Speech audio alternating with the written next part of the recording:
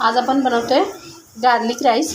त्यासाठी मी इथे पॅनमध्ये बटर घेतलं आहे आणि बटरमध्ये मी बारीक चिरलेला खूप सारा लसूण टाकायचा। त्याच्यामध्ये आपल्याला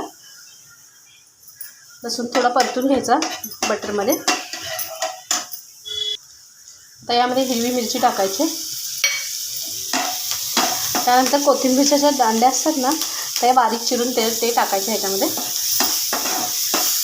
त्याला छान असं परतून घ्यायचे। आता यामध्ये आपल्याला शिजलेला राईस टाकायचा आहे। शिळा असला तरी, शिळा राईस कधी उरला तर आपण असा राईस बनवू शकतो किंवा तुम्ही फ्रेश राईस घेतलं तरीही चालेल। तर यामध्ये आपल्याला मीठ टाकायचे, त्यानंतर चिली फ्लेक्स टाकायचे, बारीक चिरलेली कोथिंबीर टाकायची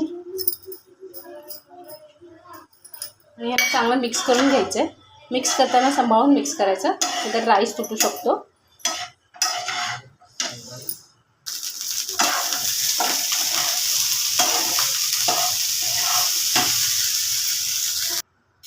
आता इथे मी थोडंसं ब्लॅक पेपर टाकते।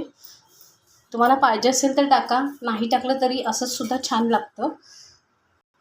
एकदम थोडंसं ब्लॅक पेपर टाकलं आहे मी। आणि हा राईस कोणत्याही भाजीसोबत वगैरे खूप छान लागतो। तुम्ही पण नक्की ट्राय करा। बाय।